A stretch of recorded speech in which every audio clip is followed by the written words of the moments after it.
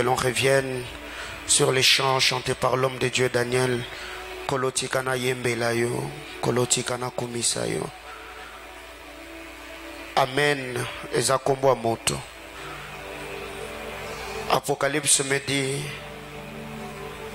il s'appelle le oui et l'amen. Musika ngana yeto uti. Ebela bangomba totambola potoko matiao.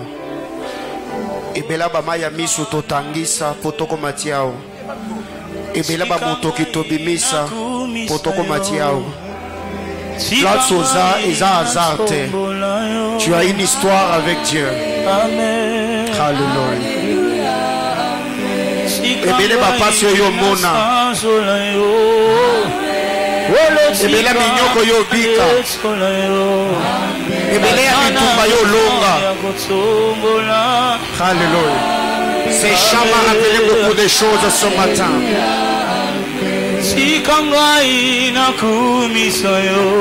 Alléluia. Tozana raison ya kotsombola. Natomba lelo. Bisika yoloko tabiso. Alléluia. Alléluia. Papa yamba loyemba mitema. Papa yamba mabonde la mitema. Yonde mosa twalola yawe. Yawe. Papa yamba mololo motema.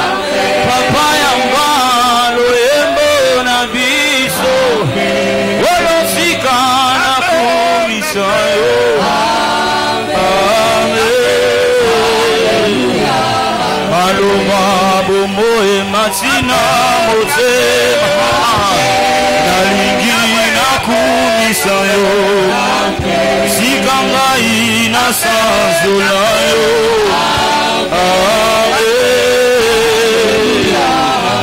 Kobona yo masiananga. Ezala nzete apiwe. Nafanda na kinyaya. Amen. Natomba lelo toyenda amen amen. Amen. Yahweh amen amen. Yahweh amen amen. Amen. Alléluia. Loyemba motema osatwa lelo. Amen. Natomba lelo amen. Amen. Yahweh amen amen. Amen. Alléluia. Ebela bitumba yo mokonjolo. Sanga. Amen. Yahweh amen. Yahweh amen. Yahweh. Alléluia. Ebela balaya biso. Opangu sanga. Yahweh amen amen. Amen. Yahweh amen amen. Amen. Amen. Alléluia. Ebela bangomba totabola ngai. Alléluia. Amen.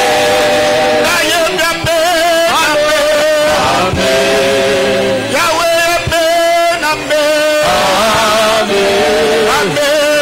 Alléluia. Ebela bitumba mokonzi olongelanga. Amen. Yahweh amen amen. Amen. Yahweh amen amen. Est-ce qu'on croit yamba wana maloba na yo moko? Est-ce que tu peux le chanter avec tes propres mots ce matin? Alléluia. Alléluia. Est-ce que tu peux raconter ton histoire dans ces chants? Est-ce que tu peux le faire avec tes propres mots? Alléluia. Alléluia. Elongo toyebi amen amen. Yahweh amen amen. Yahweh amen amen. Amen. Alléluia. Amen amen. Eza kombo ya moto. Amen. Yahweh amen amen. Yahweh amen.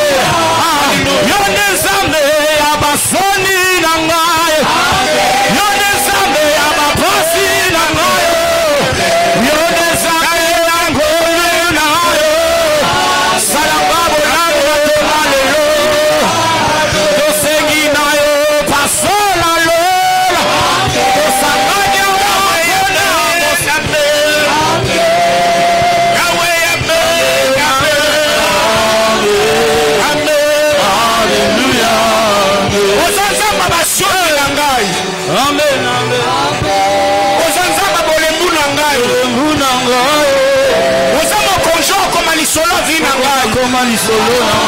Nazaka na yo moyende bende. Na tongo lelo motema na nge sopani liboso na yo. Na likwa bisomo na mweto ni motema meke. Ebele bola monga moni. Sebe bola na chanke tisikao. Na tongo lelo elo muna basaku toko yembela yo. Elo muna basaku toko sancho na yo. Elo muna bayembe bele toko kudisa yo. Makota sa lokwa yo. Makota kokani na yo. Makota kyo sala oyo sala na bomo ya bana batu. Na tongo lelo ndimo ya malole motema na mbalo. Ebele bangomo na tamboli mana yo kono kumatile siko. Ebele kilelele na zina ngai. Ebele mitupa yo kundela ngai. Ebele komote lo batela ngai. Ebele moseki soseki sa ngai. Ebele chuma lelo. Yabalo ya motema. Mana hivi na chuma lelo kosema ulimote.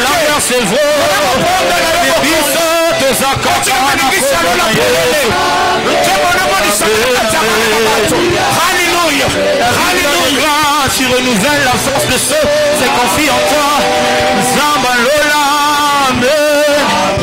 Yabalo yembo yabatu basaka kana yonza. Alléluia.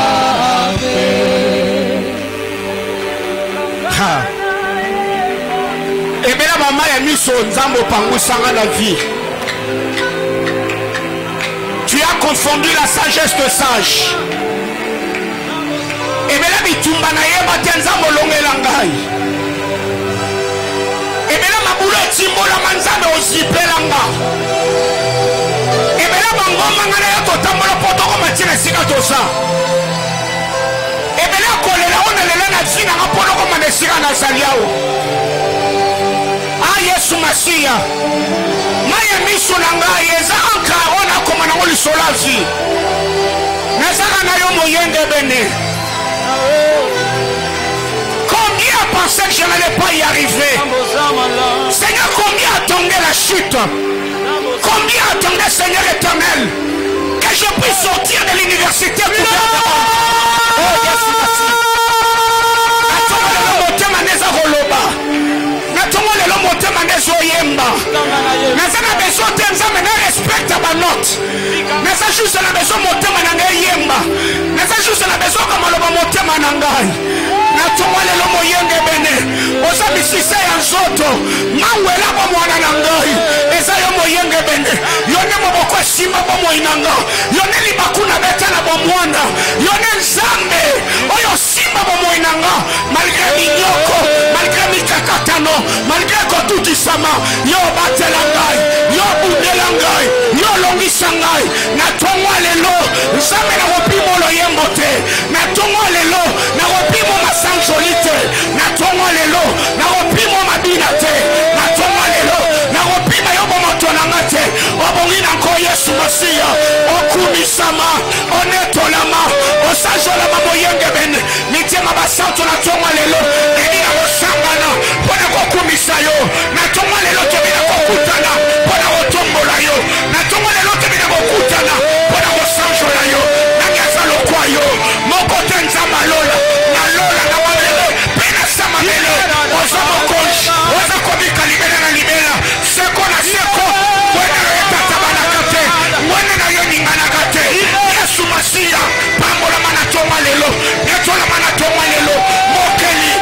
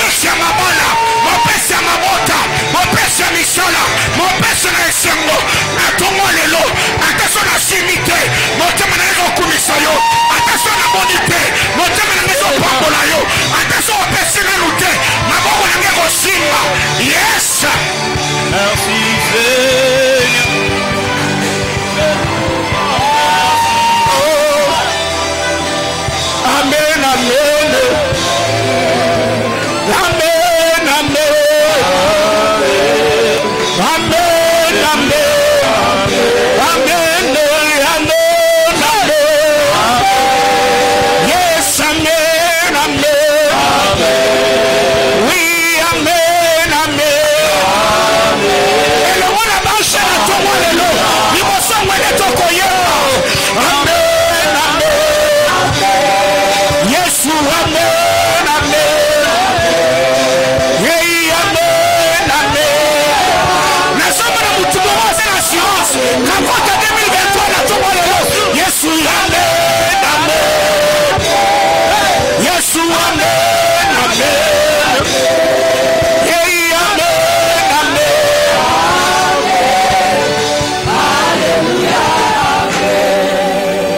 Reçois la gloire, l'honneur, la louange, la puissance, la majesté. C'est avec raison que nous t'acclamons. C'est avec raison que nous poussons le cri de joie. Je disais, c'est avec raison. Je disais à quelqu'un, c'est avec raison. C'est oh my God. C'est avec raison que je célèbre la fidélité de Dieu. C'est avec raison que je psalmodie son Saint-Nom. C'est avec raison que je lui donne une offrande d'acclamation. Acclame Dieu.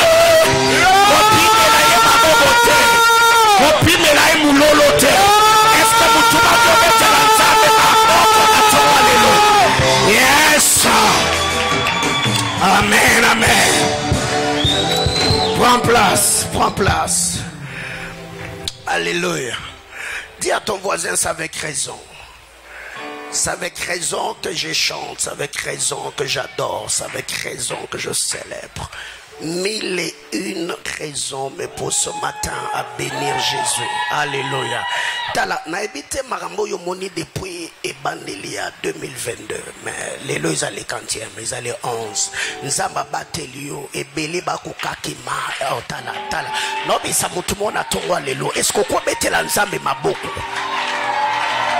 Alléluia.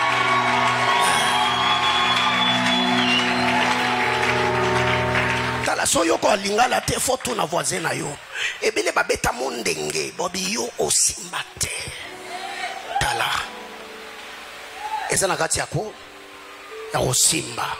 Est-ce que mutumo comprendre ngamna loba ebele baloba ke yo okobonga te mozoke ndepe na kobonga ebele baloba ki ajoza nango okokisango te meti lelo tala betela nzambe maboko betela nzambe maboko betela nzambe maboko.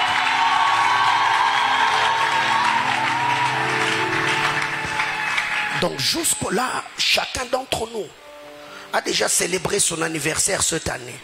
Donc il y a juste une poignée de personnes qui attendent encore les restants des jours.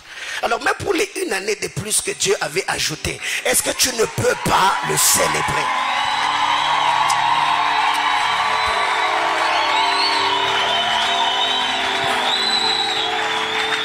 Que Dieu te bénisse. Après avoir acclamé le Seigneur, je te prie maintenant d'ouvrir ta Bible. Hébreux chapitre 4, le verset 16. Hébreux chapitre 4, le 16e verset. Est-ce que quelqu'un a trouvé? Ok, merci.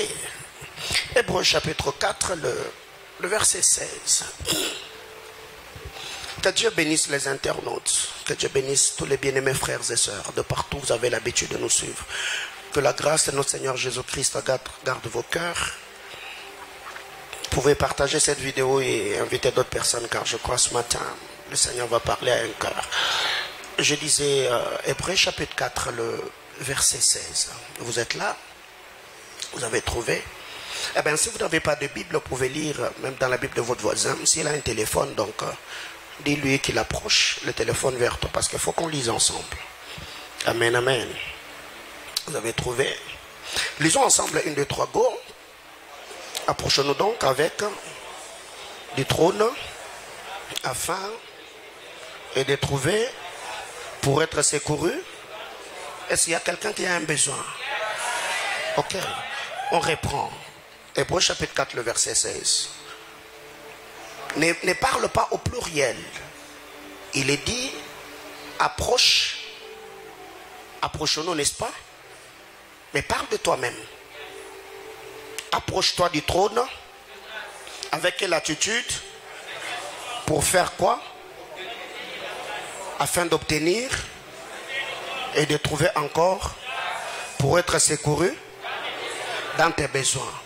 Alors prends ta place.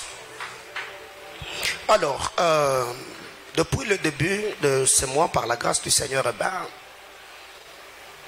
nous avons eu un mois de novembre riche en révélations. Il y a plusieurs personnes d'ailleurs, surtout ceux de Kinshasa, qui m'ont dit: papa, l'enseignement sur comprends-tu ce que tu lis, c'est le thème qui a battu les records de l'année. J'ai dit gloire à Dieu. Ça dépend de ce que chacun d'entre nous a reçu comme portion ou mesure de grâce dans ce qui était dit, bien sûr. Et le mois de décembre, le Seigneur, par son Esprit Saint, a demandé d'enseigner sur le thème que nul ne se prive de la grâce de Dieu. Alors, qu'est-ce qui arrive? L'épître des Hébreux nous dit: approchons-nous donc avec assurance du trône de la grâce, afin d'obtenir miséricorde et de trouver grâce pour être secourus dans nos besoins. La Bible française courant nous dit: approchons-nous donc avec confiance du trône de Dieu, où règne la grâce. Nous y obtiendrons le pardon et nous y trouverons grâce pour être secourus au bon moment. Parole de vie nous dit: approchons-nous donc avec confiance du Dieu puissant qui nous aime. Près de lui, nous recevons le pardon. Nous trouverons son amour. Ainsi, il nous aidera au bon moment. J'entends quelqu'un dire: Seigneur, aide-moi car c'est le bon moment. Non, non, j'entends quelqu'un dire: Seigneur, secours-moi car c'est le bon moment.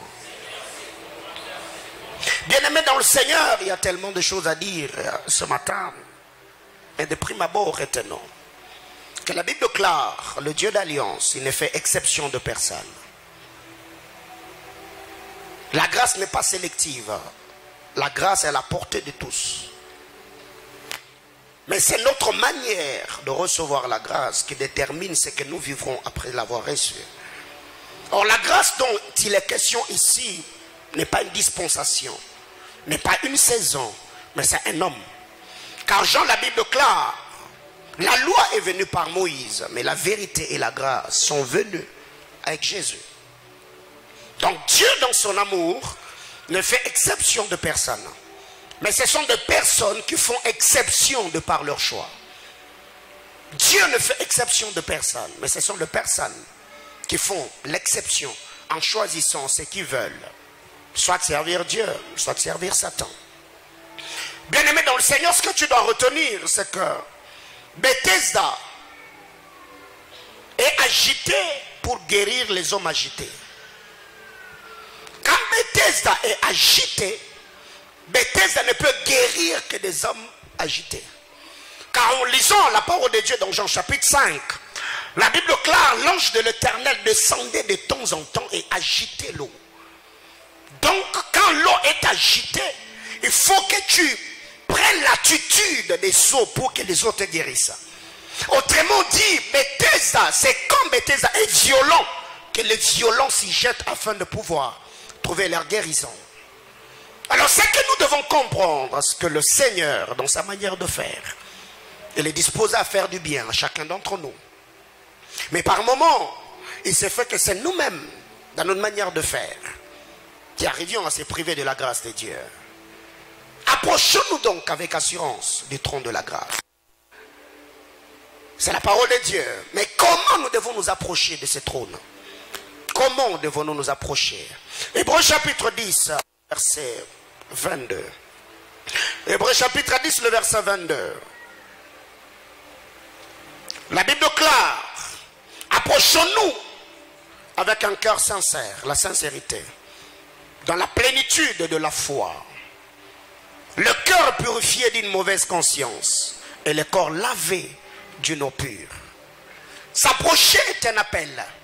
Mais pour être reçu à la grâce, il y a un travail que le Seigneur fait. Nous devons nous approcher du trône de grâce avec un cœur sincère, dans la plénitude de la foi ou la confiance en Dieu, le cœur purifié d'une mauvaise conscience et le corps lavé d'une eau pure. La grâce est disponible pour chacun d'entre nous. La grâce est là. Mais la Bible déclare, dans le texte de Hébreux chapitre 4, le verset 16, la Bible déclare, approchons-nous. Nous ne devons pas nous éloigner du trône de la grâce. Bien-aimés dans le Seigneur ici, s'approcher du trône de la grâce, c'est la démarche du fils prodigue. Aussi longtemps qu'il était loin de la maison de son père, ces garçons, la Bible déclare, ils cherchaient même à manger, à se nourrir de carouges qui mangeaient les cochons. Ils n'en trouvaient pas. Pourquoi ils n'en trouvaient pas? Parce qu'au-dessus de lui, il n'avait plus de responsables. Les cochons ne manquaient pas à manger parce que les cochons étaient sous la responsabilité de quelqu'un. Il y a quelqu'un qui prenait soin d'eux. Toute la fois que le fils prodigue était dans la maison de son père, il avait du pain. Mais quand il est devenu son propre responsable, il a manqué le pain. Bien-aimés dans le Seigneur, écoutez, c'est possible que l'on sorte de l'Égypte avec l'argent, avec l'or, avec les vêtements et les choses précieuses. Mais le Seigneur sera notre providence au désert. Ce qui fait que Dieu, quand il a fait sortir les enfants d'Israël, ils avaient de l'or, ils avaient de l'argent. Mais pour manger le pain, ils devaient pleurer en disant à Dieu, donne-nous le pain. Pour manger la caille, ils devaient prier, ils devaient se tenir devant Moïse. Ce qui fait que dans la prière sacerdotale, même celui qui a un congélateur ou un réfrigérateur plein de nourriture, là où il est dit, donne-nous le pain de quotidien, lui ne va pas sauter. Alléluia. Autrement dit, Dieu peut te donner tout, mais Dieu laissera toujours un vide en toi qui fera que tu dépendes de lui. Pourquoi les cochons avaient à manger alors que le fils prodigue n'en avait pas? Parce que les cochons étaient soumis à quelqu'un, alors que lui avait échappé au contrôle de son père. Bien-aimé, Dieu bénira. Reste enfant de Dieu. Reste dépendant au Seigneur. Car Dieu, en vous amenant au désert, il peut vous donner l'argent, il peut vous donner de l'or. Mais Dieu ne créera jamais des molles au désert pour que vous puissiez acheter de vivres. Dieu ne créera jamais des boulangeries. Pour que vous mangez le pain, vous devez faire appel à Dieu. L'or est là, l'argent est là. Mais où acheter le pain? Le pain, ce n'est que l'Éternel qui fait don, qui fera cadeau. Donc ici, s'approcher du trône de la grâce, c'est la démarche des fils prodigues. Quand il s'est éloigné de la maison du Père, vous connaissez l'histoire, il a tout perdu. Il a commencé à croupir dans la misère. Un jour, il s'est levé, il a dit non, écoutez, dans la maison de mon père, même le mercenaire, le serviteur, ils ont le pain en abondance. Quelque part, il y a l'égoïsme dans l'attitude de ces jeunes garçons. Je ne vais pas prendre cet angle parce que quand il est rentré dans la maison de son père, ce n'est pas parce que son père le manquait. Ce n'est pas parce qu'il avait besoin de l'affection de son père, non. Il avait besoin du pain qui était dans la maison de son père. Mais qu'à cela ne tienne, il est rentré quand même. S'approcher du trône de la grâce, c'est la démarche de cette femme prostituée qui avait perdu son fils pendant la nuit. Je suis dans 1 Roi chapitre 3. Il a perdu son enfant. Mais si il y a un endroit où elle pouvait récupérer ce qu'elle avait perdu la nuit, c'est devant le trône de Salomon.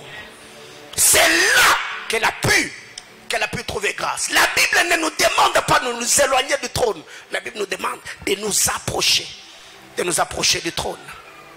Alors qu'est-ce qui arrive?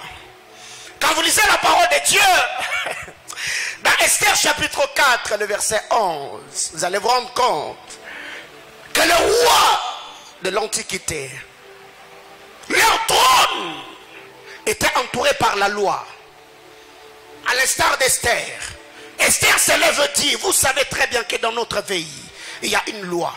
Personne ne peut s'approcher du roi. Autrement dit, personne ne peut s'approcher du trône si le roi n'était fait grâce en soulevant le sceptre. Ce c'est que s'il y a une chose qui pouvait faire à ce qu'un homme puisse s'approcher du trône du roi, c'est quand le roi te fait grâce, en tendant le bâton, comme pour dire, je t'accepte, viens. Esther était l'épouse du roi. Et je venais de dire qu'autour de chaque trône, il y a la loi. Mais nous sommes acceptés auprès de ces dernières quand la grâce de Dieu plane. En lisant la parole de Dieu, 1 Roi chapitre 10, le verset 19 et le verset 20. Quand on décrit le trône de Salomon, la Bible déclare, le trône de Salomon avait 6 marchepieds. Et là où Salomon avait mis le trône, c'était un cadre très bien arrangé pour que le trône soit stable. À gauche de Salomon, il y avait 6 lions. À droite de Salomon, il y avait 6 lions. Et ce qui a attiré mon attention dans cette portion d'écriture, la Bible classe, c'est que Salomon avait fait. La manière dont il avait composé son trône, cela ne s'était jamais fait sur la terre des hommes. Alors où est-ce qu'il a tiré le modèle? Ça reste à savoir. La Bible déclare pour arriver là où Salomon s'est reposé, là où Salomon s'asseyait, pour juger le peuple. Il y avait 2 choses. 6 marchepieds et de gauche à droite, il y avait des lions.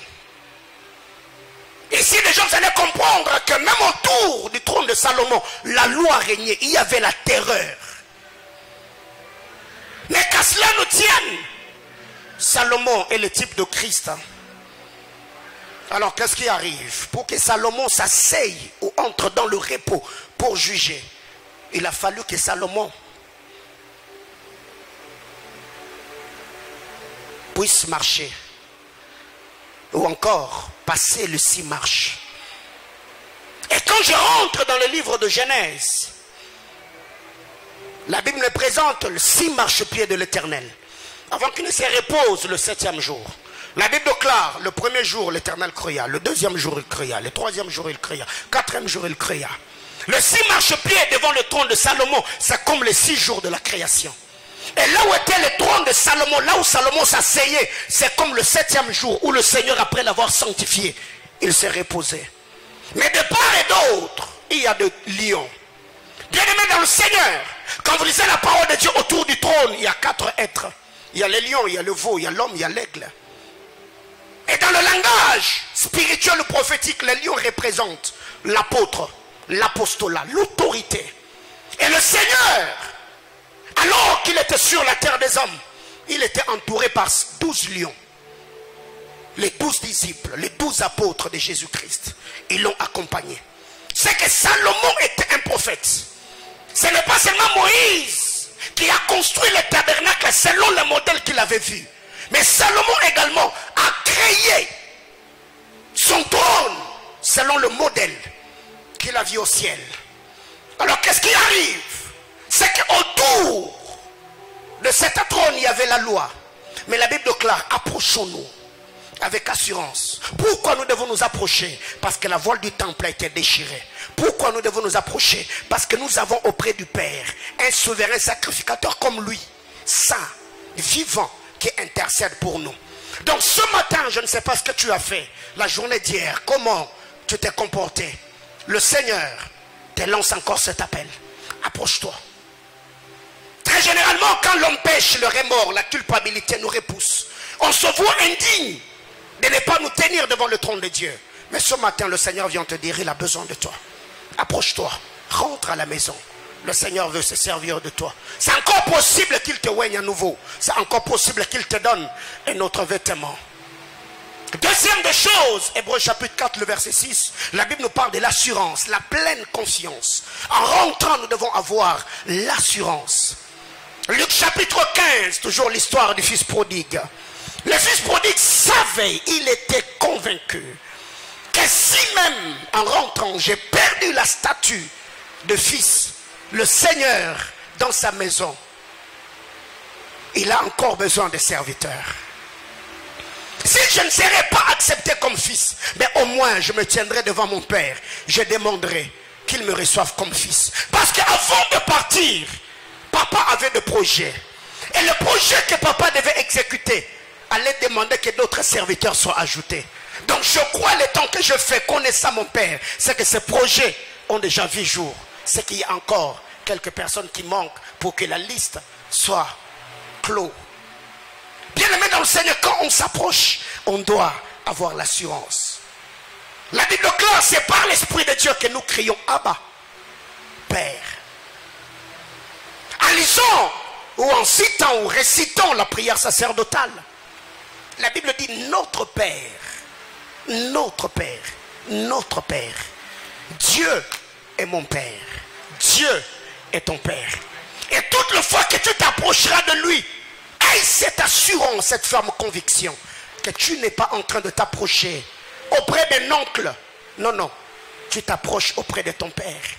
La ferme assurance. La Bible claire, approchez-vous donc avec assurance du trône de la grâce. Ce matin, je voudrais dire au centre missionnaire Manaïm, en lisant la parole de Dieu, vous allez vous rendre compte, la loi n'a pas de trône. La loi a une montagne. La loi n'a jamais eu de trône. La Bible claire, approchez-vous pas du trône de la loi, mais du trône de la grâce. Et ce que j'aime, c'est la manière dont ces choses sont présentées par l'écrivain de l'épître aux Hébreux. C'est que je m'approcherai du trône de la grâce. Parce que je sais que celui qui est assis sur ce trône, il peut me présenter autour du trône ce qui a l'air ou ce qui ressemble à la loi. Mais le cœur de celui qui est sur le trône, c'est un cœur aimant. Bien aimé dans le Seigneur, ce n'est pas parce que devant le trône de Salomon il y a des lions que le cœur de Salomon ressemble au cœur d'un lion. Non, non. Devant le trône de Salomon, je peux voir des lions. Mais le cœur de Salomon est le cœur d'un serviteur. Le cœur qui sait faire grâce. Alors, suis-moi très bien. Je crois que dans les minutes qui est en train de suivre, le Seigneur va nous faire du bien. La loi n'a pas de trône, retenons, mais la grâce, oui. Pourquoi je dois m'approcher avec assurance du trône de la grâce? Ce n'est pas d'abord de un pour être secouru. Ce n'est pas d'abord de deux pour trouver grâce, mais pour d'abord trouver le pardon. Pourquoi? Parce que je sais que je péchais. Je sais que je suis imparfait. Je sais que je suis désobéissant. Je sais que je suis un lépreux. Bien aimé dans le Seigneur, écoutez. Quand le fils prodigue dans Luc chapitre 15 s'est lève pour entrer dans la maison de son père, il a dit, je dirai à mon père, j'ai péché contre le ciel et j'ai péché contre toi. Autrement dit, accorde-moi ton pardon. J'ai besoin que tu me reçoives à nouveau. Bien aimé dans le Seigneur, combien d'entre nous aujourd'hui, après avoir péché, le remords, la culpabilité a rongé leur cœur et a brisé l'alliance avec le Seigneur. Ce qui arrive très généralement, c'est que l'homme dans sa manière de faire, l'homme se pardonne facilement. L'homme croit facilement plutôt au pardon de Dieu. Mais l'homme a du mal à se pardonner lui-même. Car quand on se tient devant le trône du Seigneur après avoir péché, on dit Seigneur, pardonne-moi. Et aussitôt on croit que Dieu a pardonné. Mais le remords continuera à nous ronger. Pourquoi? Parce que l'homme est dur avec lui-même. Pourquoi je l'avais fait? Qu'est-ce qui m'avait poussé? Si j'avais pu. Bien aimé frère, après avoir demandé pardon, la Bible claire, Dieu n'a pas la mémoire de l'homme qui rappelle toujours le faute. Le Seigneur, quand il pardonne, il met le péché dans la mer de l'oubli. Alors il y a certains péchés, quand tu te tiens devant Dieu, tu dis Seigneur pardonne-moi, et Dieu lui-même s'étonne, il pose la question. Gabriel, il parle de quoi même? Parce que je ne reconnais pas que ce qu'il est en train de dire, est-ce qu'il l'avait fait? Est-ce que c'était quand qu'il l'avait fait? Pourquoi? Parce que toi tu penses que Dieu est comme ton père, Dieu est comme tes grands frères qui t'ont toujours rappelé certaines choses que tu as pu faire dans ton parcours. Mais quand Dieu pardonne, il passe à autre chose. Il nous reçoit, il nous aime, il nous accepte. Près du trône, il y a la grâce. Afin de trouver grâce. Qu'est-ce qui arrive? Luc chapitre 15. Le fils prodigue s'élève et dit mon père, j'ai péché contre le ciel, j'ai péché contre toi. Pardonne-moi. Le Père a accordé le pardon au Fils. Quand nous nous approchons du trône de la grâce, c'est pour obtenir miséricorde et de trouver grâce. Trouver grâce après avoir obtenu miséricorde, c'est le rétablissement. C'est quand Dieu nous rétablit. C'est quand Dieu nous restaure. C'est quand Dieu nous fait encore confiance. C'est ce qui est arrivé.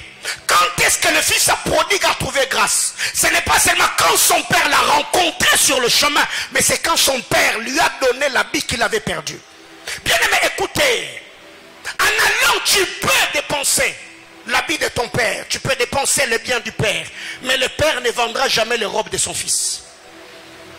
Quand ce garçon est rentré, sa garde-robe était intacte. Et partout où Dieu fait grâce, il y a toujours le sang qui coule. Suis-moi très bien. C'est là d'ailleurs que je vais entrer dans le vif de mon enseignement ce matin. Ici vous allez vous rendre compte, et je l'ai dit en semaine,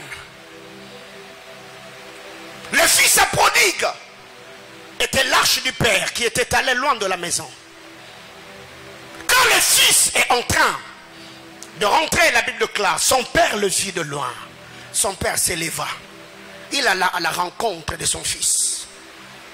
Et qu'est-ce qui m'intéresse dans cette histoire? Quand l'arche d'alliance quitte la maison d'Obed-Edom l'étranger, l'arche est en train de rentrer dans la cité de David. Quand David apprend que l'arche rentre, David n'est pas resté sur le trône. David a quitté le trône. Il est allé à la rencontre de l'arche. L'église est plus que l'arche de David. C'est pour cette raison, lors de l'enlèvement, le Seigneur ne restera pas assis sur le trône. Il descendra afin que toi et lui, nous puissions nous rencontrer dans le désert. Car c'est lui qui doit nous amener dans la maison du Père. C'est comme cela que ça s'est passé lors de la rencontre d'Isaac et de Rebecca. La Bible claire, alors que Rebecca est en train de venir, Isaac était dans le champ, il est en train de réfléchir. Et quand il voit Rebecca, Isaac est allé à la rencontre de Rebecca. Il a pris Rebecca, il a amené Rebecca dans la tente de Sarah, sa mère. C'est comme cela que ça va se passer. Et vous savez quoi? Pourquoi les yeux du père du fils prodigue étaient toujours braqués dans la direction que son fils avait pris pour quitter la maison? Parce que chez les sémites, chez les juifs, quand un enfant offense son père et quitte la maison, la personne qui va le voir à son retour, il va briser une cruche. Dès que la cruche est brisée, lui-même prendra la première pierre, il va te lapider. Comme pour donner l'ordre à ceux de la ville, lapider-le car cet enfant est désobéissant. Le père connaissant cela, il s'est dit non, non. Si quelqu'un d'autre voyait mon fils avant moi, c'est qu'il sera fini. Ce qui fait que les yeux du père étaient toujours braqués dans la direction. Et quand il a vu le fils, il s'est approché. Comme le père n'avait pas brisé la cruche, le fils a trouvé grâce. Et il est rentré à la maison. Et vous savez, chez les juifs, les hommes ne mettaient pas de pantalons comme nous. Les hommes mettaient de longues robes. C'est que pour que le père court aisément, il devait soulever la robe. Bien-aimés, écoutez, Dieu est tellement bon, Dieu est tellement un Dieu d'amour, qu'il ne se comporte pas comme nous. C'est que là vous allez vous rendre compte, quand le père a quitté la maison, ce n'était pas seulement le fils prodigue qui était perdu. C'est que le père et le fils venaient de se perdre au même moment. Il a fallu que c'est lui qui était perdu puisse rencontrer celui qui était perdu, afin que les deux perdus rentrent au même moment. Bien aimé dans le Seigneur, le fils s'est perdu, il est parti. Il a fallu que le père se perde aussi pour retrouver le père, le fils qui était perdu. Et c'est là que j'ai toujours dit, Jésus-Christ est la perte qui s'occupe de nos pertes. Donc, il faut rentrer avec assurance. Dieu est mon père. Dieu est ton père. C'est pour cette raison d'ailleurs, quand tu pêches, Dieu est le premier à voir que tu as péché. Quelqu'un me comprend? Quand tu pêches, Dieu est le premier à voir que tu as péché. C'est pour cette raison qu'il ne te lapidera pas. La cruche ne sera pas brisée.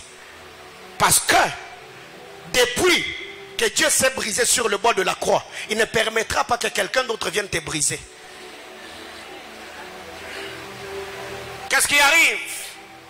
Quand on trouve grâce, nous sommes secourus dans nos besoins. Je vais revenir sur ça. Alors retenons que là où il y a la grâce, il y a du sang. Et là où la grâce est agissante, il y a du sang. Pour qu'on parle de la grâce, on doit voir le sang. Et là où la grâce est agissante, il y a du sang. Le fils prodigue a trouvé grâce devant son père. Quand il est rentré, pour que la grâce entre en évidence, le père a dit: tuez un veau, versez le sang, car mon fils que voici mort est revenu à la vie. Donc l'animal qu'on venait tuer dans la maison de son père était devenu le substitut pour que le fils, qu'il y ait l'évidence de son retour, il a fallu qu'il y ait la perte quelque part. Un animal a perdu la vie pour que par le sang de l'animal, que le fils soit à nouveau accepté dans la maison du père, pour être secouru dans nos besoins. Donc la grâce n'est pas seulement une dispensation, mais la grâce c'est aussi une saison. La grâce est un homme.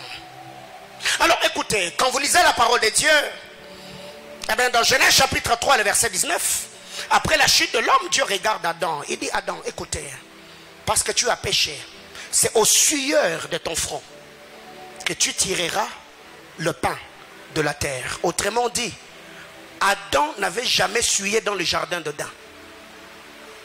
S'il y a le lieu où Adam a commencé à verser les sueurs, c'est quand il a quitté le jardin. Mais écoutez, ça c'est Dieu qui dit à Adam, bien sûr. Pour que Adam mange, Adam doit transpirer. Adam doit suer. Mais Christ est le second Adam. Il est le dernier Adam. En lisant la parole de Dieu dans Hébreux chapitre 12, le verset 2, la Bible déclare: Jésus-Christ est le chef et le consommateur de la foi. C'est que pour qu'il puisse consommer ta foi, il a fallu qu'il puisse vivre ce que Adam, Dieu lui avait dit dans le jardin d'Éden. C'est à la sueur de ton front que tu mangeras le pain. Eh bien ici, le Seigneur ne mange pas le pain physique, mais ton adoration, ton obéissance, ta célébration, ton exaltation. Mais pour qu'il atteigne ce niveau-là, je le vois à Gethsemane. La Bible déclare, alors qu'il priait, les sueurs de son visage tombèrent comme le grumeau de sang. C'est que Jésus est allé au-delà. Bien-aimé dans le Seigneur, on ne peut pas parler du sueur s'il n'y a pas une activité de sang dans le corps de l'homme. Si ce matin je transpire comme je transpire, parce qu'il y a une activité dans mon corps, c'est que Jésus a fait plus que ce que Adam a fait afin de pouvoir recevoir la célébration, l'exaltation. Mais la Bible déclare: Christ a souffert. J'aime cette portion d'écriture. Il a souffert. Pourquoi il a souffert? Pourquoi Jésus a souffert? Hébreux chapitre 12. Ayant regardé sur Jésus, ayant les regards sur Jésus, le chef et le consommateur de la foi, qui en vue de la joie qui lui était réservée, a souffert la croix. Bien aimé, écoutez, Jésus n'a pas souffert gratuitement, non, non. Jésus a souffert parce qu'il savait qu'il y avait une gloire, une joie qui lui était réservée. Et oh, donc quand il souffrait là, il savait qu'après avoir souffert, il y a une joie qui m'attend de l'autre côté. Bien, mais écoutez, alors toi dans cette histoire là, tu souffres parce que tu vas gagner quoi? Hein? Tu as dit à ton voisin, ne souffre pas gratuitement. Les souffrances gratuites, il faut refuser. Est-ce que quelqu'un comprend de quoi je parle ici? La Bible déclare, en vue de la joie qui lui était réservée, il a souffert. Donc il souffrait avec raison parce qu'il savait qu'après cette souffrance, il y aura la rémunération. Mais toi là, quand tu souffres là, tu souffres pour quelle raison même? Donc c'est qu'il y a des choses que tu dois apprendre à dire non. Déjà tu es dans la relation de fiançailles, tu sens que le frère t'aimant. Et ma soeur, tu souffres pourquoi même? Il n'y a même pas une assurance, une garantie qui va t'épouser.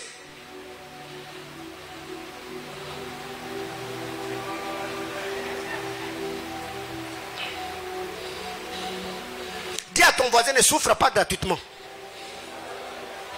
Même nous là, quand on accepte les persécutions, parce que nous savons que nous serons consolés. Donc c'est du gagnant-gagnant.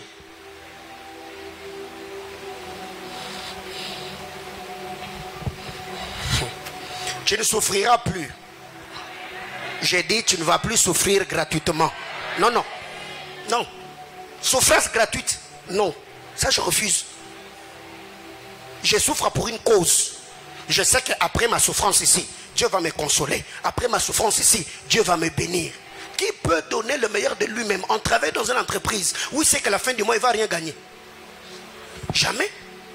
Maintenant, il y a des principes humains par moment que tu as déjà comprises, mais les principes spirituels, tu les ignores. Non, non. Je ne souffre pas gratuitement. Non, non, non, non. Ça, je refuse. Que quelqu'un me dise amen. Alors, l'ignorance, retiens ça, l'ignorance peut priver la grâce à ta progéniture. L'ignorance peut priver à ta progéniture de vivre la grâce de Dieu de manière continuelle. L'ignorance, je réitère, l'ignorance peut priver à ta progéniture de vivre la grâce. Acte chapitre 2, le verset 30. Acte chapitre 2, le 30e verset. La Bible déclare: comme il était prophète et qu'il savait que Dieu lui avait promis avec serment de faire asseoir un de ses descendants sur son trône. Parce qu'il était comment? Parce qu'il était et qu'il ignorait, n'est-ce pas? Je vois quelqu'un d'autre en train de secouer la tête. Oh, il faut ouvrir ta Bible. Parce qu'il était et qu'il faisait quoi? Et qu'il savait. Donc, ce qui fait aussi la force du ministère prophétique, c'est le savoir. Parce qu'il était prophète et il savait. Bien aimé, un prophète ignorant peut te désorienter et t'amener dans les erreurs. L'ignorance ou la connaissance dont il est question ici, je parlerai des deux types de connaissances: la connaissance des Écritures et la connaissance du monde spirituel.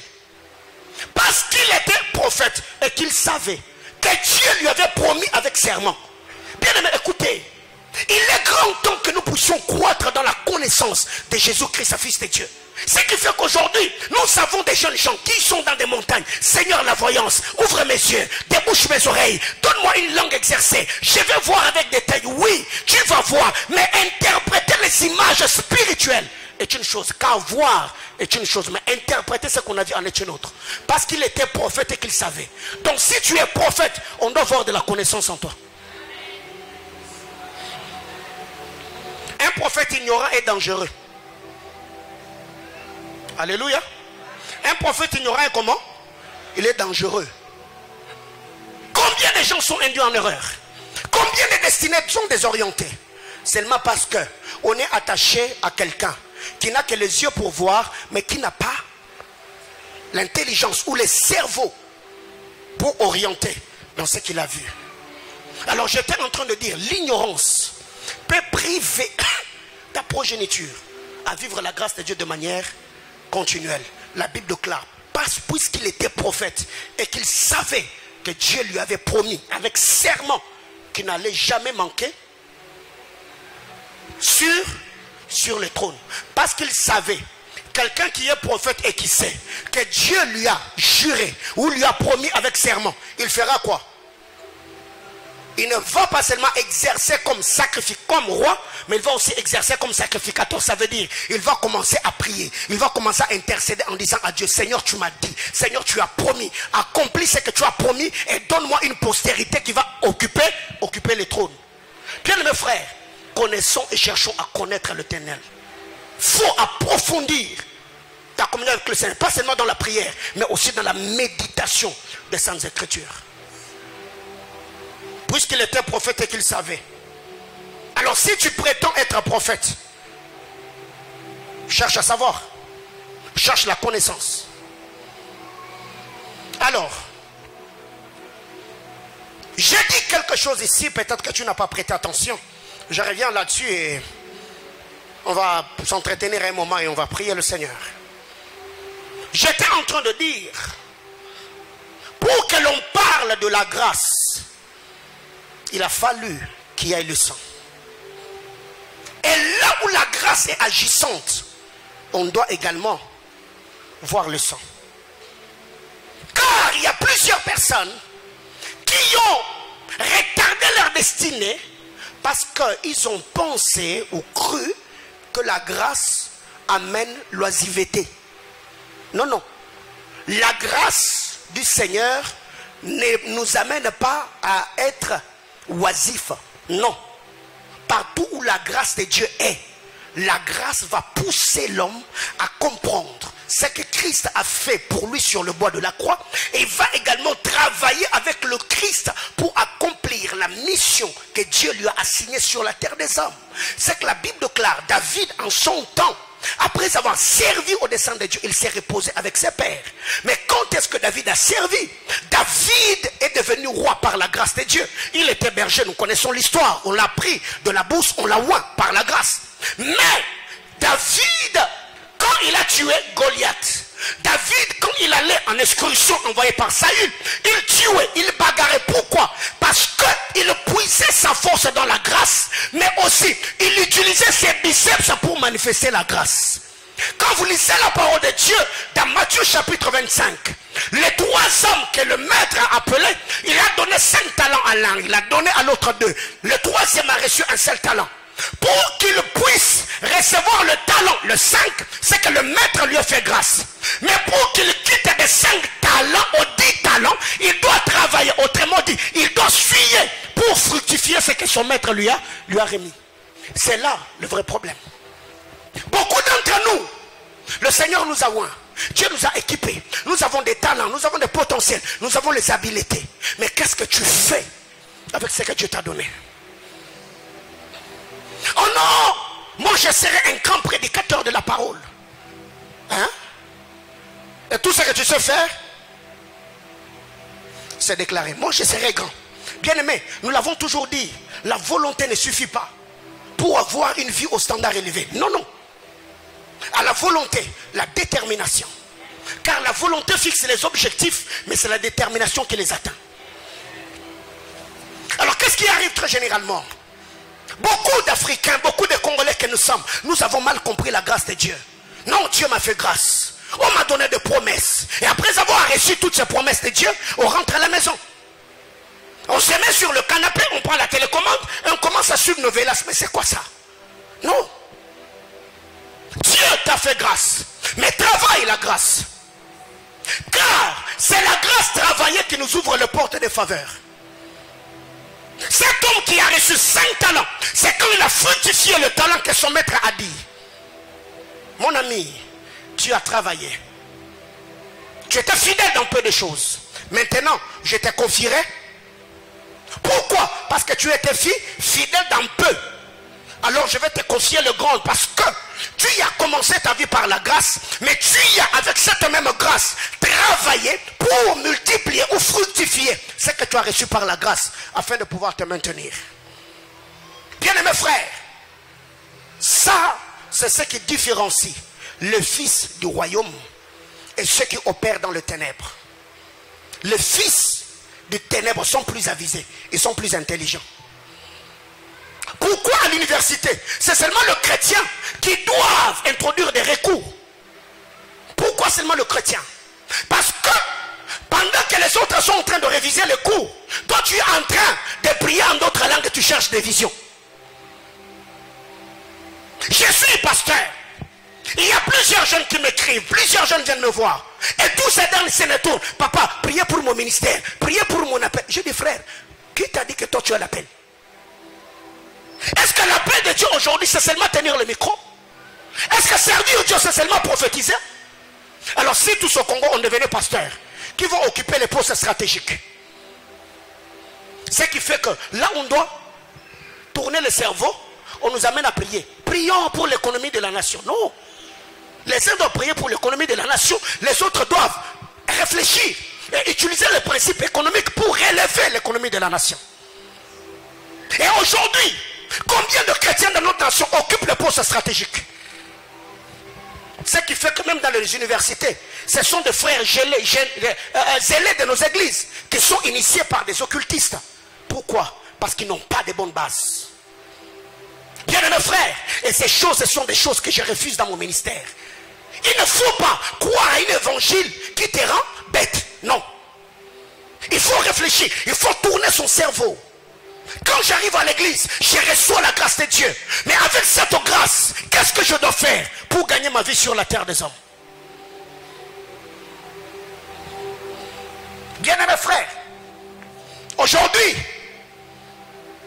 l'église est la plus grande et la plus puissante des institutions sur terre. Sur le plan spirituel, mais sur le plan physique, c'est l'institution la plus fragile.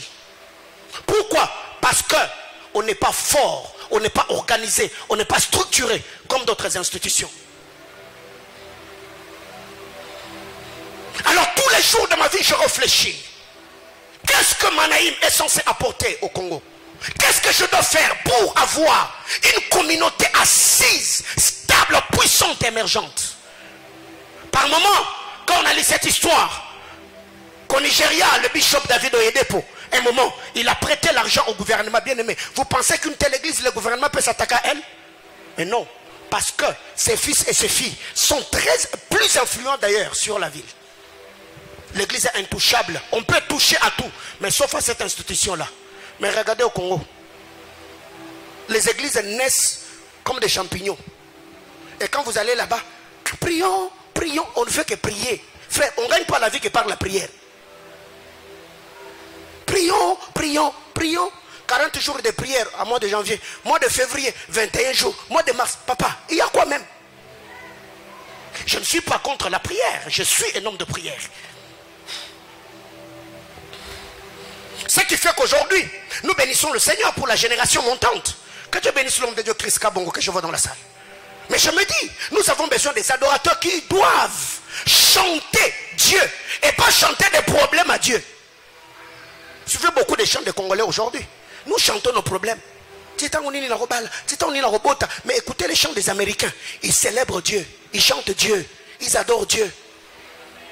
J'ai béni la vie de chantre de notre église. J'ai béni le ministère de l'homme de Dieu Daniel. On sent qu'il y a quelque chose. Frère, chantons Dieu. Ce n'est pas nos problèmes chantés dans les cantiques qui attirent la gloire de Dieu. Mais c'est quand Dieu est célébré dans le chant qu'il descend dans sa gloire pour résoudre les problèmes des hommes. Alors qu'est-ce qui arrive? Aujourd'hui on pense que pour être consommé, je dois consoler. Non. Tu ne seras pas consommé seulement parce que tu es en train de consoler. Non. C'est quand l'adoration de l'adorateur touche le cœur de celui qui est assis sur le trône que Dieu descend dans toute sa gloire. Il peut guérir le malade, il peut donner le mariage, il peut donner des guérisons, des restaurations, les saluts des hommes. Pourquoi? Parce que Dieu est descendu dans sa gloire. Même si on rappelait à Dieu qu'à l'est on est en train de nous tuer, est-ce que Dieu est ignorant, ignore la situation de l'est? Non. Appelez Jéhovah Sabaoth, éternel Dieu des armées. Célébrons-le au Congo. Le Seigneur descendra et défendra notre cause. Mais après l'avoir appelé, nous devons également avoir une armée stable.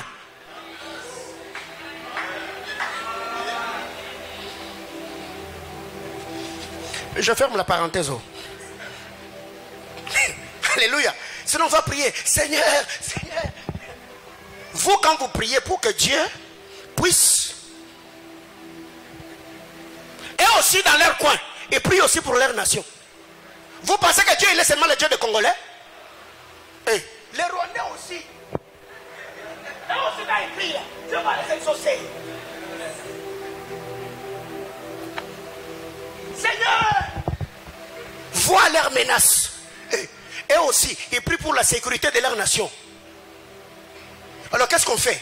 On prie, mais on sort dans la dimension spirituelle, on entre aussi par commando. Vous allez pas Satan de... Hein? Ok. Frère, toi tu penses que si tu entres dans ma maison tu commences à violenter ma femme, je vais me mettre à prier. Hein? Ah, frère, détrompe-toi, frère. Détrompe-toi, frère. Je détrompe-toi. Narobamba yomoko. Des choses à la scène à bloquer yo. Ce qu'on a mis sur Yesu. Seigneur, reçois ton fils. Fais-le du bien. Mais, frère, n'a bloqué yo. Eh, n'a bloqué yo déjà depuis quand on a essayé. N'a yambi sur Yesu nanko. Et quand tu vas te réveiller, quand tu vas te relever, Osani. Hein? Oh, c'est ça le problème avec nous. Jésus a dit si on te gifle à la joue droite, dans la joue gauche, n'est-ce pas? Mais il a dit dans quelles circonstances? Hein? Frère, au Congo, madame, maman était bas. Comme ça, tout ce que hey, faut arrêter. Hein?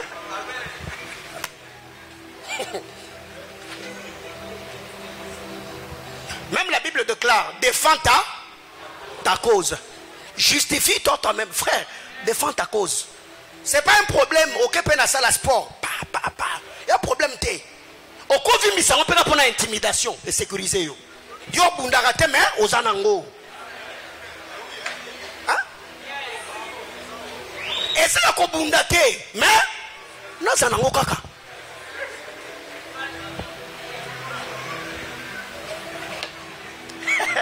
Toi tu es trop au ciel. Frère, on est encore sur terre. On vit sur terre. C'est avec tout ça que tu peux arriver quelque part. Un jeune garçon parce que il a une arme blanche. Anatra montina na maboko a botolo téléphone. A botolo penza et utikali. Parce que tu papa, oko calculer penza. Si elles sont tombées la liboko, yé natra montina bazali kolo. Pa! On maîtriser.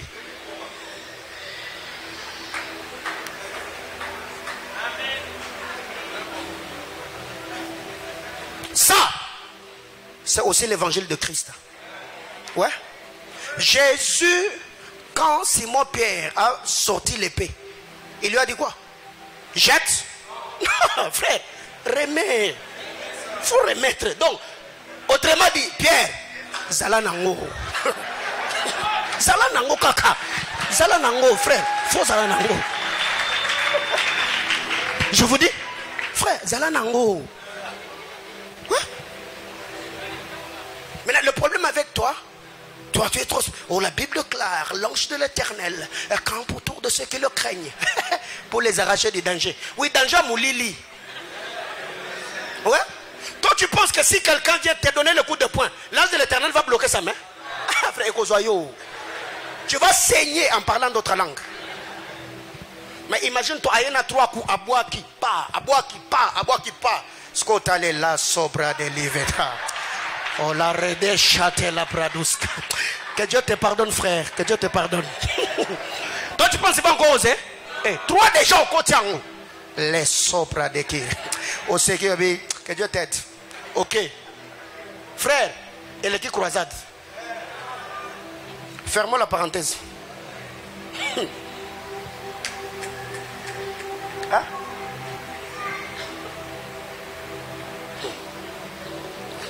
Quand je suis en train de prêcher, n'est-ce pas? Et je vois quelqu'un qui vient brutalement. Toi, tu penses que je vais fermer les yeux? Et je vais vraiment m'arranger. Comment est-ce que c'est esquivant? Oh my God.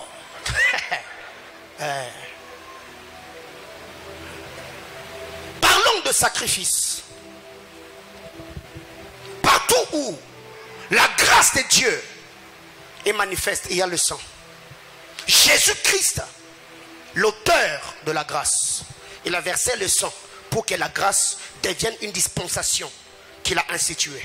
Mais après cela, ceux qui sont bénéficiaires de la grâce, ils doivent également payer le prix du sang. Ça veut dire travailler, suyer pour que la grâce de Dieu soit manifeste. Bien-aimés frères, la première des choses, c'est le sacrifice qui nous donne accès dans la cour des grands. Posez la question à tous ceux aujourd'hui qui occupent des postes stratégiques dans tous les domaines. Ce sont ceux qui ont payé le prix du sang pour arriver là où ils sont. Posez la question aux footballeurs. Posez la question aux sportifs. Bien-aimés frères, tous ceux qui transpirent sur le terrain, ils ont d'abord commencé à transpirer dans des salles. C'est le sacrifice qui nous donne accès dans la salle du royaume. Bien-aimés frères, la Bible déclare, seuls ceux qui auront surmonté ou survécu à la tribulation, ils seront récompensés. Autrement dit, ceux qui auront souffert jusqu'au prix de leur sang. Mais la grâce est déjà là. La grâce peut t'éviter certaines choses, mais non. Il y a certaines responsabilités où tu dois agir. Et la grâce de Dieu va te soutenir, donner du poids à ce que tu seras en train de faire. C'est la grâce ou le prix ou le sacrifice qui nous donne accès. Qu'est-ce qui a fait entrer David dans la cour royale? Samuel a dit à Saül, je vais dans la maison d'Isaïe pour faire quoi? Bien aimés frères, lisez bien la Bible. Vous verrez que tous les hommes qui ont marqué l'histoire de l'église, leur gloire était soutenue par leur sacrifice. Maintenant le problème avec toi jusque-là, tu subis parce que tu ne sais pas payer le prix pour te maintenir dans la gloire. Bien aimés frères, il n'y a pas de gloire sans le prix payé. Il n'y a pas de gloire sans sueur. C'est à la sueur de ton front que tu mangeras le pain. Alors qu'est-ce qui arrive? Il y a plusieurs personnes d'entre nous qui attendent la bénédiction dans leur maison. Ils ne savent pas comment réfléchir. Le prophète Nazir, pendant Sembano, il nous a dit, si tu n'es pas violent, tu seras comment? Violé. C'est lui qui ne fait pas réfléchir son cerveau, la vie fera transpirer ses muscles. Donc, au-delà de la grâce, je réfléchis. Au-delà de la grâce, je travaille. Car la grâce, c'est pas grâce que tu as les talents. C'est par la grâce que tu as les dons. C'est par la grâce que tu as les habiletés. Mais eh bien, tu dois apprendre à parfaire le talent et les dons que tu as. Bien mes frères, sur la terre des hommes, les hommes ne vont pas te respecter parce que tu parles bien. Non, non. C'est les résultats qui font cesser les contestations. Et tous ceux qui ont des résultats escomptés, bien mes frères, ils ont suyé, ils ont transpiré, ils se sont battus pour devenir ce qu'ils sont devenus. Maintenant, toi, tu penses que tu vas les devenir seulement dans la prière. Frère, la prière ne donne pas l'argent. La prière t'attire la faveur de Dieu. C'est le travail associé à la prière qui va te donner les billets des banques. Entre dans ta chambre à prier pendant 40 jours et 40 nuits. Si tu vois même un billet de $1 tomber, c'est que Dieu t'a fait grâce. Je prie, je prie, je prie. Bien mes frères, mon père a toujours dit, on nous disait, ouais, quand tu vas chez un féticheur, il te donne le fétiche. Bien aimé frère, c'est pas dans sa maison que tu vas commencer à jongler. Non. Il a donné le fétiche, mais pour que le fétiche agisse, frère, il faut transpirer. Il faut transpirer. Ce qui fait que nous, les pasteurs, nous avons rendu beaucoup d'enfants de Dieu des naïfs. Frère, la grâce. Frère, il faut prier. Oh. Oh. Prier, oui. Mais prier et pour résoudre arithmétique, notre trigonométrie. Là, c'est le problème des cerveaux. Il faut réfléchir. C'est le sacrifice qui nous donne accès dans la cour des grands. Posez la question à tous ceux qui ont travaillé. Lisez l'histoire de Joseph. Lisez l'histoire de Mardoché. Lisez l'histoire des Juifs. Lisez l'histoire des apôtres. Pourquoi le sacrifice? Jean a perdu les yeux. Il a sacrifié ses yeux pour annoncer l'évangile de Christ. Et c'est les yeux qu'il a amenés dans la salle du royaume. L'ange lui a dit, monte ici, je te ferai voir. Pourquoi? Parce que là où tu ne vois pas, moi je deviens tes yeux. Bien-aimés frères, c'est par le sacrifice que nous sommes imposés sur le trône. Car tout trône est soutenu par des autels. Et c'est ces autels qui dictent le trône. Tous les hommes qui dominent, bien aimés frères, il y a des endroits où ils sont dominés. Tous ceux qui dominent, il y a des endroits où ils sont dominés. Autrement dit, le trône d'un sacrificateur, d'un roi, est soutenu par l'autel d'un sacrificateur. Ils peuvent être autorités, dignitaires de terre devant nous. Mais il y a des endroits où quand ils arrivent, des maisons en chaume, Ils enlèvent leurs chaussures, ils entrent, ils agenouillent. On leur met des parfums et des poudres. Et quand ils sortent, ils parlent, vous tremblez. C'est le sacrifice qui nous maintient sur le trône. Bien-aimé frère, tu ne seras pas promis dans une entreprise seulement parce que tu parles bien. Non. C'est parce que on a vu que tu es compétent. Tu as le savoir-faire. Lisez l'histoire d'Esther. La Bible claire. Ceux qui s'asseyaient dans la cour de roi ou devant le trône de roi, c'est ceux qui avaient la connaissance des lois, des époques et des saisons. Ils étaient compétents. C'est la compétence qui les a donné l'accès. Pourquoi par moment notre pays ne développe pas? Parce qu'il y a des recommandations, parce que tu as des Bakwa et des Béna. C'est mon petit, même s'il ne sait rien, c'est mon petit. On les prend, on les prend. Mais aller ailleurs, c'est la compétence qui donne le trône. Bien mes frères, si déjà ces choses on ne les prêche pas dans nos églises, le Congo ne se développera jamais. Nous serons des abrutis qui ne se cachent que derrière la prière. Nous serons des incompétents qui se cachent que derrière la grâce de Dieu. Combien de jeunes dans cette église ont monté des entreprises? Parce que vous êtes incompétents, mais non, parce que vous attendez seulement que vous soyez engagé ou embauché quelque part. Bien aimés frères, dans cette église il y a la grâce de Dieu. Il y a des promesses que Dieu nous a données. Mais comment nous devons nous approprier de cette grâce et nous imposer sur la ville? Si seulement nous ne faisons que prier et prophétiser. Bien aimés frères, et je voulais même te choquer, la prophétie ne donne pas l'argent. Ouais. La prophétie, ce sont les paroles de grâce. La prophétie, c'est le programme de Dieu. On te dit, Dieu a dit, tu seras, tu seras, tu seras. Est-ce que tu l'as déjà devenu? Non. Donc pour devenir, il faut faire quelque chose. Ouais. Oh. Ok. Je viens. Je dis à Michael. Dieu me dit, il a déjà dit ça, que dans le temps qui vient, ses frères, il va beaucoup servir la nation. Je dis. Tu fais quoi? Tu es député? Mais il y a déjà les paroles qui réclament sa vie. Maintenant, qu'est-ce qu'il doit faire? Il doit maintenant réfléchir. Prier pour que Dieu lui donne des relations. Il doit étudier, il doit donner le meilleur de lui-même. Jusqu'à ce qu'il se retrouvera. Il est déjà en train de vivre ce que Dieu lui a promis. Bien aimé frère, la vie ne s'offrira pas à toi sur un plateau. Il y a des prix à payer. La lumière ici, nous l'avons par la prière, n'est-ce pas? On s'est tenu ici, tenons-nous le même. Oh, je sens la gloire de Dieu ici. Que la lumière soit pas et la lumière fut. Non. La moquette, c'est l'argent. Le projecteur, c'est l'argent. Tout ça, c'est l'argent. Tout ça, c'est l'argent. Maintenant, imagine-toi, moi je viens seulement, je te prêche la grâce. Frère, la grâce. Frère, la grâce. Tu vas même te fatiguer de la grâce. Donc, c'est le sacrifice qui nous donne, qui nous impose sur le trône. Oui, frère. Posez la question. Car, il y a plusieurs personnes qui ont raté la saison où ils devaient s'imposer seulement parce qu'ils nous manquaient de discipline. Chaque grâce a des disciplines. Chaque saison a des disciplines. Qu'est-ce qui a disqualifié Ronaldinho? Depuis un moment, vous avez vu, les talents de Neymar, il était comme en train de battre l'aile.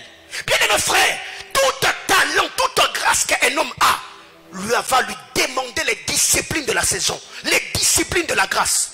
Imagine-toi, tu me dis, tu as une belle voix pour chanter, mais c'est toi qui manges le piment, c'est toi qui manges les arachides, tu n'as pas les disciplines de ta grâce. Est-ce que tu feras quelque chose? Jamais. Bien aimé frère, si déjà le footballeur pour maintenir la performance, il est discipliné, à combien plus forte raison? Chose étonnante au Congo, nous avons des licenciés en économie qui n'ont aucune discipline financière. Ils dépensent de l'argent comme ils veulent. Frère, pourquoi tu as fait 5 ans à l'université? Nous avons aujourd'hui des gens, il s'élève, il vous dit, il va faire la médecine. Mais lui-même, il est le premier à avoir des nausées quand il voit une plaie. Alors pourquoi tu vas là-bas? Et les jours qu'on te mettra devant quelqu'un, tu dois lui ouvrir le ventre. Tu vas t'évanouir et la personne va mourir.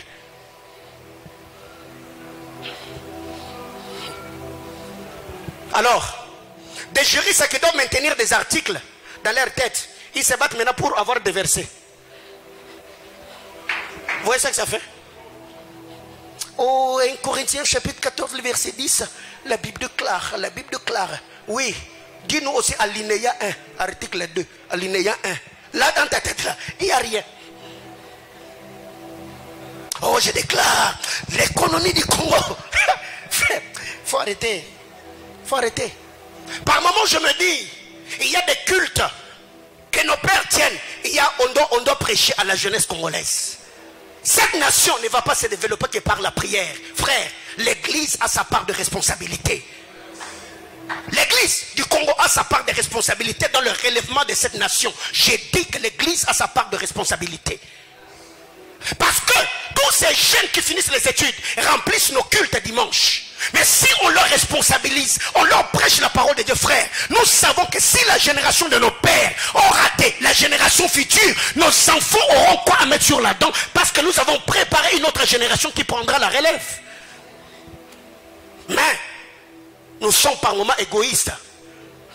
Nous voulons que vous venez payer de dîmes, mais nous ne vous prêchons pas comment faire de l'argent. Frère, comment ça va arriver? Frère, il faut servir Dieu avec tes biens. Lui, il n'a pas de biens, c'est lui-même un bien. Il n'a pas de biens. Ce qui fait qu'un jour, un pasteur à Kinshasa, il est venu prêcher à la compassion, il nous a dit, il est allé prêcher quelque part, il a tellement prêché. Un bien-aimé est passé devant. On a vu seulement le frère entrer dans les paniers. Et quand on le regarde, il dit, Seigneur, Naomi Bonza. Mbekaya Motuya.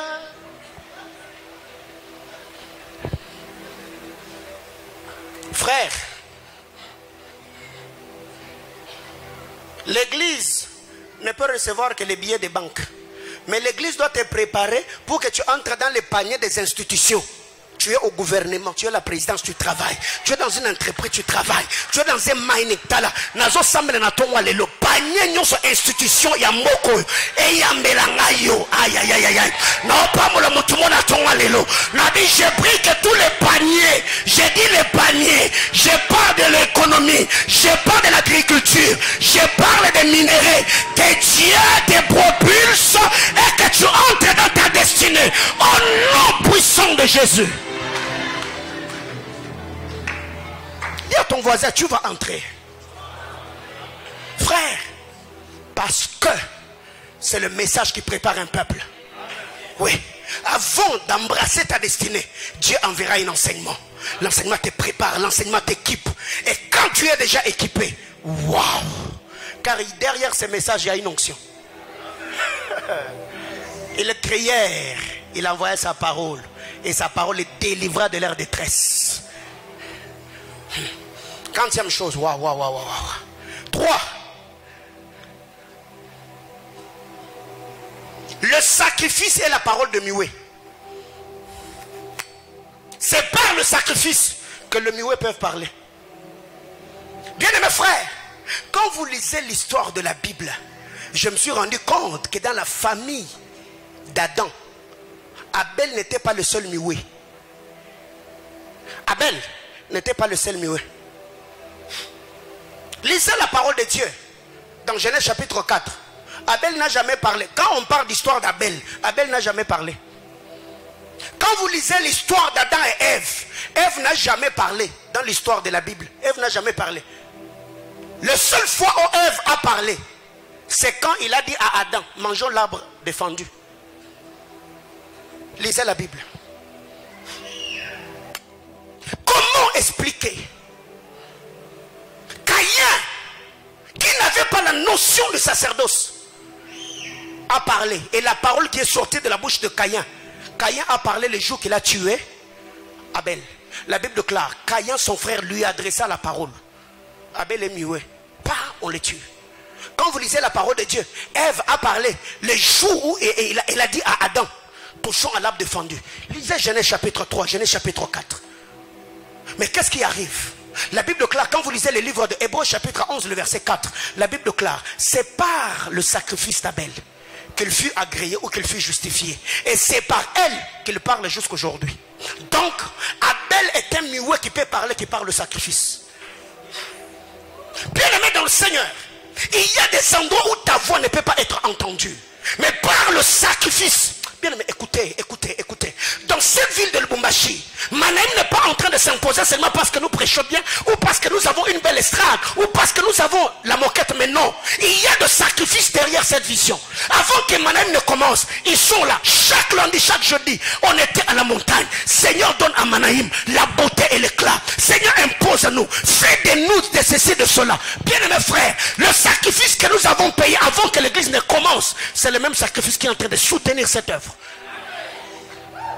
Bien-aimés frères, il y a des entités sur la ville qui bloquent le oint et leur onction. Ne pense pas parce que tu es éloquent ou parce que tu es éloquent que les gens vont t'entendre. Mais non.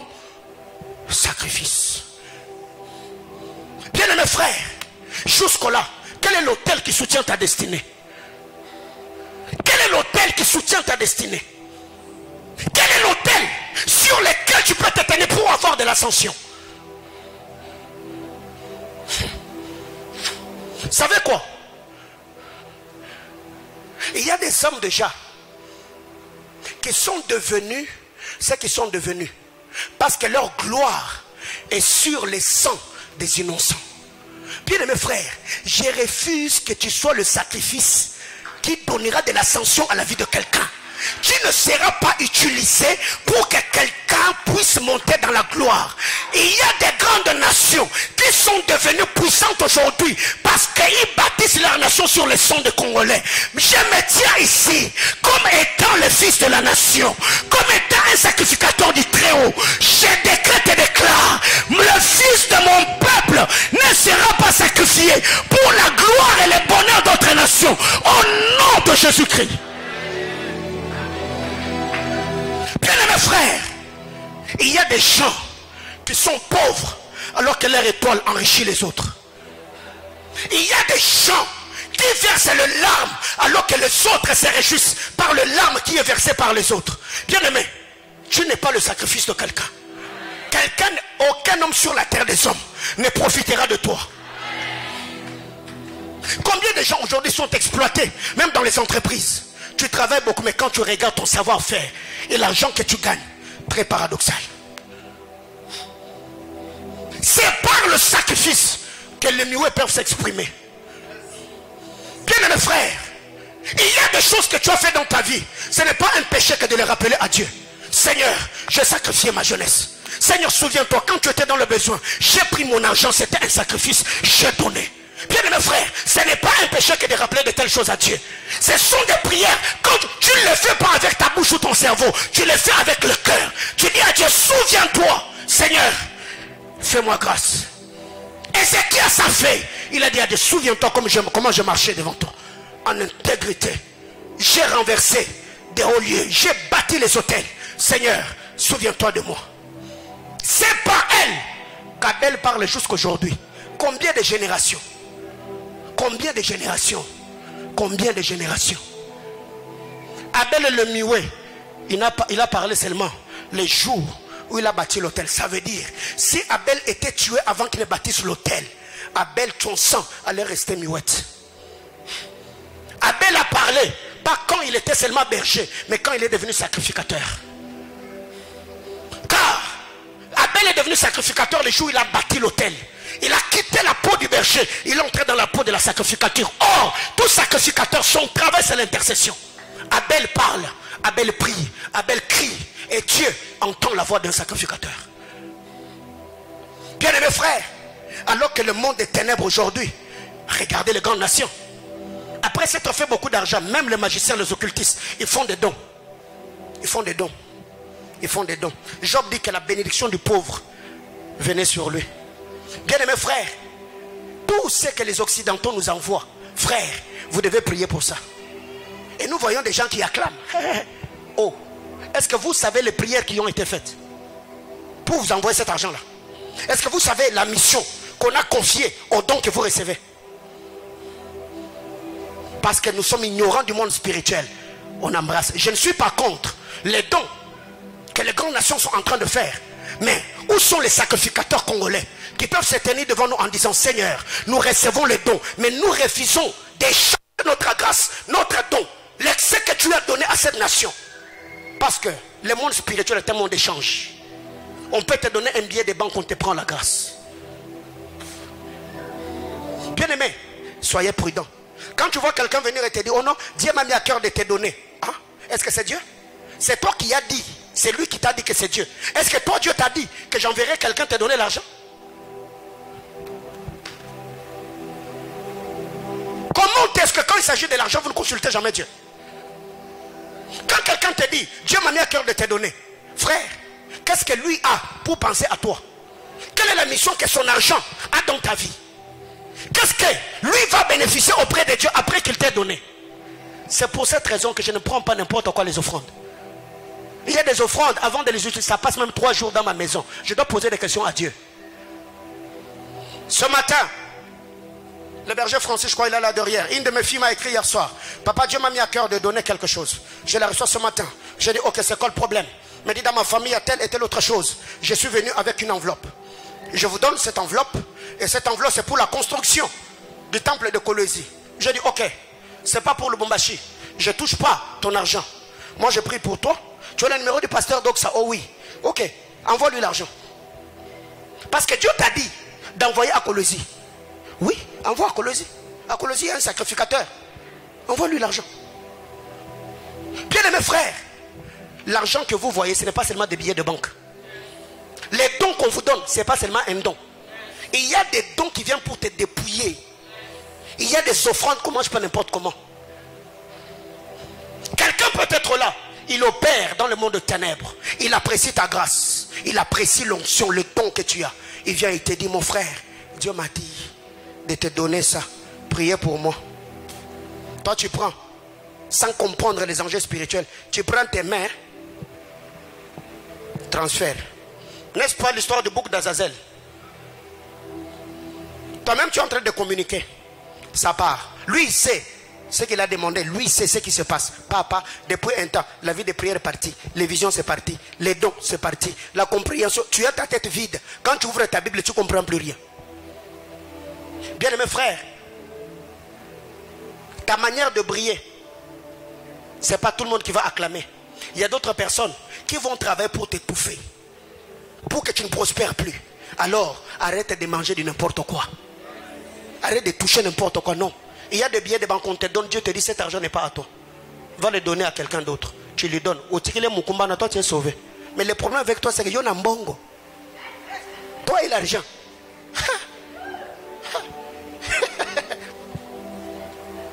On peut tout accuser. Yona mbongo. Vous avez une histoire. Je m'arrête sur ce 4e point. Autre chose va continuer la semaine.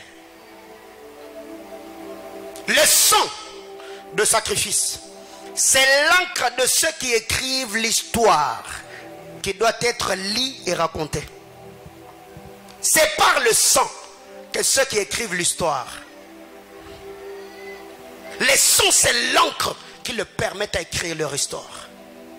Bien aimé frère, c'est par le sueur que tu mangeras. C'est par les sueurs que tu t'imposeras. C'est par les sueurs que tu mangeras. C'est par les sueurs que tu auras le renommée. Frère, un homme spirituel est une chose, le gratos. Tous ceux qui sont spirituels refusent les choses gratuites. J'ai dit, tous ceux qui sont spirituels, ils n'aiment pas des choses gratuites. Abraham était un homme spirituel. David est un homme spirituel. On a voulu donner à Abraham le champ de Macpéla. Il a dit non, non, je ne le prendrai pas gratuitement. Je vous donne les prix d'argent, la valeur de votre terre, je vous donne. David a dit, je ne donnerai jamais à l'Éternel ce qui ne m'écoute pas. Même Dieu lui-même, Dieu n'aime pas les choses gratuites. Salomon arrive, il a offert à Dieu 1000 bœufs. Quand Dieu regarde, il dit, non, petit, demande-moi ce que tu veux. Il n'est débiteur de... Même Dieu sait, il ne peut pas prendre des choses gratuitement. Ton adoration, Dieu ne l'a pas pris gratuitement parce qu'il a donné son fils unique. Quand Dieu a tant aimé, il a donné. Bien aimé frère, tout ce que tu donnes à Dieu, tu le donnes en guise de reconnaissance parce que lui t'a donné en premier, n'est-ce pas? Alors pourquoi est-ce que toi dans la vie, tu n'apprécies que des choses que les gens te donnent gratuitement? Tes enfants étudient gratuitement. La maison, c'est d'autres personnes qui payent pour toi. Non, frère, il faut arrêter que ça. Si c'est la vie que tu as, après ces cultes, viens me voir au bureau. Dis-moi, pasteur, tout ce que moi j'ai dans ma vie, j'ai ces choses. C'est même parce que c'est les hommes qui m'ont donné, frère. Tu dois devenir indépendant. Il y a des gens qui souffrent indépendamment de leur volonté parce qu'ils sont ignorants du fonctionnement du monde spirituel. Alors, de janvier en décembre, qui a bénéficié de toi? Qui a mangé ton argent? Tu as réjoui le cœur de qui? Frère, les hommes spirituels, ce qui fait leur force, c'est leur sémence. Les hommes spirituels sont des sémeurs. Je vous dis que les hommes spirituels sont des sémeurs. Et c'est la sémence, monsieur Gobundelo Bitumba. Oyo kanakite. Ouais. Place yoza, nambe dans l'hôpital, ozo lobate. Mais offrande na yo, et au ganga na via mutumo boy. Bien aimé, là. Ça, ce sont des choses que j'ai compris dans ma vie. Je ne suis pas seulement un prédicateur de la parole. Frère, écoutez, je suis un grand donateur. Ouais. Je suis un grand donateur. Je suis un grand donateur. Parce que vie, il y a le quoi dit que lemba. Ce qui mutumoko leso mutumoko, frère, pour la pongite. Kenepe lipate ela le layote et que o simba pe mutumoko boye eza bongo hein maisha ni kinkurimba ba simbi yo pesa nini simba muninga vie eza bongo frère. Allez autour du trône, les êtres autour du trône. Ésaïe 6, il disait quoi?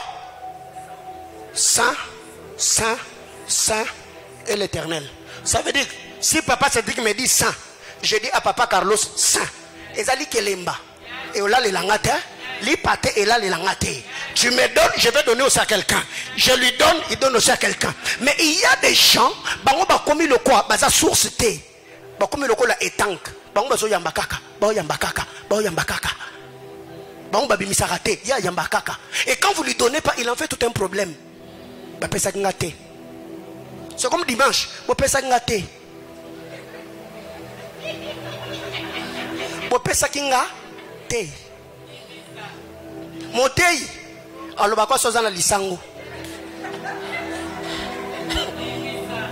Vous voyez toutes les cabines publiques. Là où vous avez envoyé le vœu de prospérité, c'est pas arrivé. Allez poser des questions à ces gens-là qui m'ont envoyé la prospérité. J'ai pas reçu. Oh, la longévité là, j'ai pas reçu. Parce que longévité, parce qu'il y a un lobby. Longévité, c'est ma bonne anzame. Alors, par un moment, tout ce qu'on a, on veut de bonne santé. Oh, bonne santé, on est à la fin de l'année, n'est-ce pas? L'année prochaine, ça sera, nous aurons notre semaine de bienfaisance, n'est-ce pas? Donc, on doit changer. On doit changer notre manière de faire. Quand quelqu'un, tu veux lui faire du bien, frère, arrêtons seulement avec le vœu. Oh, t'as le message Moulaï, vœu de prospérité, vœu de longévité. Je dis papa, longévité, tout ce que tu as dit là, longévité, prospérité, bonne santé, et ça yote, et ça nzambe, et ça kasoué. Qu'est-ce qui prouve que est comme qui? Je ne le dis pas pour moi, n'est-ce pas? Vous m'avez toujours réjoui. Depuis que je suis avec vous, mon anniversaire, vous me réjouissez, vous me faites de cadeaux. Mais je me dis, au moins nous devons comprendre, je parle du monde spirituel ici. Le monde spirituel. N'accepte pas que tu sois seulement celui qui reçoit. Non, non, non, non, non, non. Quand quelqu'un te donne, frère, dans ce que tu as reçu, dis aussi quelque chose. Va donner à quelqu'un. Eh oh. Allô? Oui. Quelqu'un arrive. Oh non, papa, pendant que je priais, Dieu m'a dit que je te donne. Ok, gloire à Dieu. Tu entres, j'ouvre. Il y a 50 000. Je dis, non, 50 000. Il faut que 10 000 et qu'il n'est pas mon moussous. À la sortie, Samy, vous avez déjà mangé? Oh papa, non. Frère, prenez. Ouais, tu m'as donné, j'ai aussi donné. Ainsi va la vie. Que nul ne se prive. Que Dieu nous bénisse.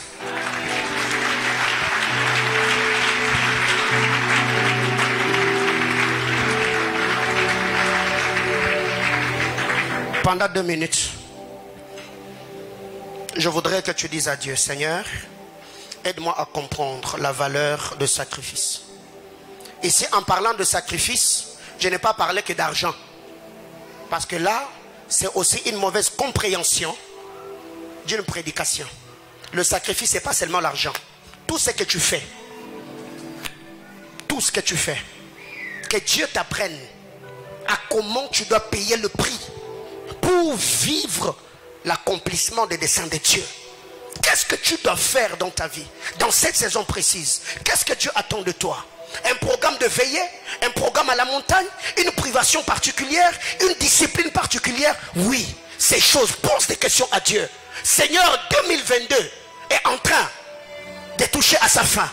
Il y a l'année 2023 qui s'appointe. Qu'est-ce que je dois faire? Quel est le parfum que je dois libérer dans l'air pour parfumer mon année? Est-ce que quelqu'un ce matin peut-il élever la voix et prier le Seigneur? Parle à Dieu.